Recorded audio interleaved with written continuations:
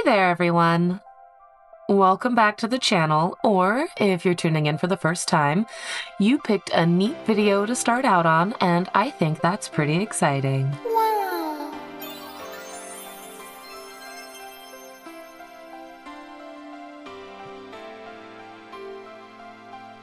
In this little episode of Let's Make an Art, I'm going to be creating a colorful digital painting of a mermaid in Clip Studio Paint. But because the screen recording ended up being about 4 hours long, I've elected to speed it up a bit and make y'all listen to me yap about mermaids for a much more reasonable amount of time. I'm just not gonna post a 4-hour YouTube video. That would be ridiculous. Alright, here's the screen recording. Look, that's real time. Let's enjoy it for a second, because I'm about to throttle it up to ludicrous speeds. Zoom! Jeez. Okay. Anyway, while all that's going on, let's talk about mermaids. First, let's make sure we're all on the same page about what a mermaid is. I'm sure you're already either picturing a mermaid in your mind or remembering a mermaid you've observed in some form of media that you've consumed at one point or another. Half human, half fish, usually depicted as female. When they are depicted with masculine features, they're often called mermen instead of mermaid. Interestingly, it looks like the first time a fish-human hybrid appeared in any sort of historical folklore was in 5000 BC in ancient Mesopotamia. And shockingly enough, these were mostly powerful mer-dudes who were said to rise up from the sea and share knowledge with humanity. It's not until around 1000 BC that a more feminine depiction of fish people shows up with the Assyrian goddess Atargatis. I'm sure I said that wrong, but we're going to move right along. She was a very maternally focused goddess of fertility who gained her status as a mermaid by falling in love with a shepherd and having her love story ultimately end in the usual tragic sort of way. But when she threw herself into the lake, she was denied by the gods the gift of being a whole fish and was forced to remain a beautiful, elegant woman from the waist up, which keeps being framed as a bad thing, and that sort of confuses me, but whatever. Atargatis was carved into temple walls, coins, and statues. She was looked to as a protector and a bringer of life, a feminine symbol of nurturing and unpredictable nature of the sea. I'm pretty sure this elegant, ethereal image of a woman who's been seamlessly merged with a fish-like tail is the image that's kind of like echoed through the ages. From there, we can follow the legend of the mermaid across the Mediterranean to ancient Rome and Greece. Homer's sirens of the Odyssey may be one of the most well-known historical references of the mermaid. The sirens were, of course, dangerous creatures that would lure ships to wreck upon the jagged shores. I think I remember reading somewhere that they were actually originally supposed to be bird women, but were eventually shifted to having fishtails over time by Greek and Roman artists, which is where we would get the version we commonly recognize. I mean, you've also got your sea nymphs, or nereids, the daughters of the ocean god Nereus. These little ladies were often depicted as lovely women with flowing hair that would drift along in underwater currents. Then you got Poseidon's boy Triton, played a mean conch shell trumpet and has absolutely nothing to do with the actual Hans Christian Andersen Little Mermaid. Disney just decided to make the super chill widower sea king into an overprotective dad and arbitrarily name him after Poseidon's son. Little fun fact. I think one of the most wonderful things about the thing we call mermaid or merman can be seen in various incarnations and cultures all over the world, most having developed completely independently of each other. In West and Central Africa, you've got your Mami Wada spirits, and they're frequently depicted as stunning mermaid-like women with vibrant colors, jewelry, and sometimes snakes coiled around them. They represent wealth, beauty, fertility, and a touch of danger.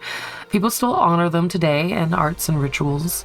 If you head over to Japan, you've got your ningao, fish-like creatures that look quite different, sometimes more monstrous, sometimes beautifully human.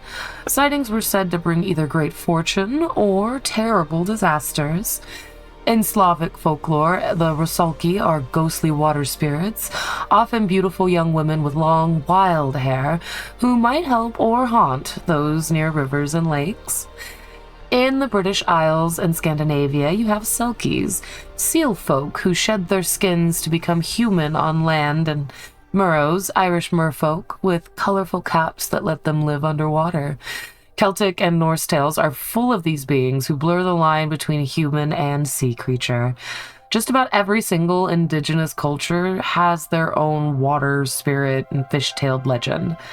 Each version reflects that culture's unique relationship with their nearest body of water, resulting in their depictions ranging from benevolent protector to vengeful forces, but always full of wonder. Alright, I think I've yapped about mermaids and whatever knowledge I could scrape up about them for long enough. Let's go ahead and switch gears a little bit. I would like to read you a poem from 1830 by Alfred Lord Tennyson called The Mermaid. Who would be a mermaid fair, singing alone, combing her hair, under the sea in a golden curl, with a comb of pearl on a throne? I would be a mermaid fair. I would sing to myself the whole of the day.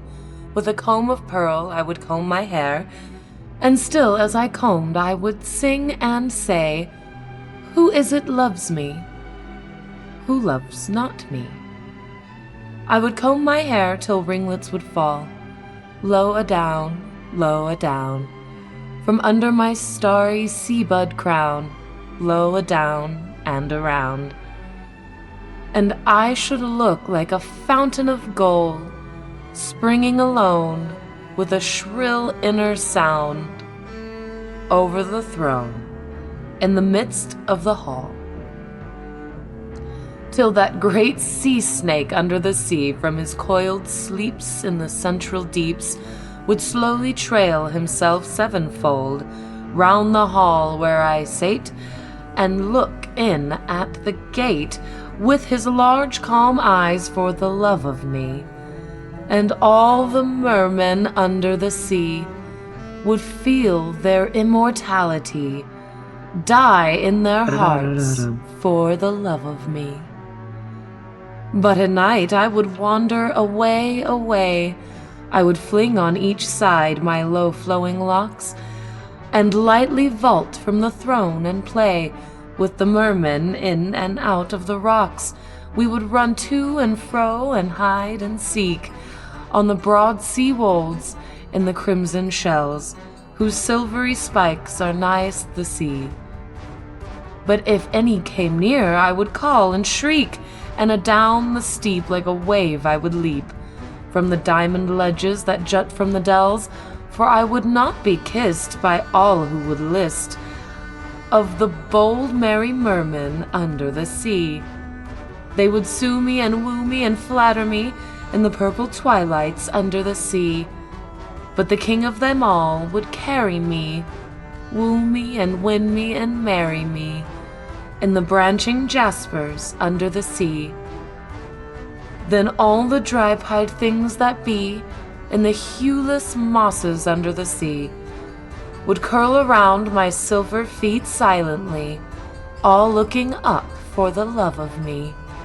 And if I should carol aloud from aloft, all things that are forked and horned and soft would lean out from the hollow sphere of the sea, all looking down for the love of me. Well, that's about it for me. I'm gonna go ahead and wrap this one up. Here's the final design, the final artwork, the final image. I like the results, but I'm curious to see what your thoughts are. So feel free to leave a comment. I would very much enjoy reading it. Either way, that's it. I'm gonna wrap it up. I'm gonna start yapping.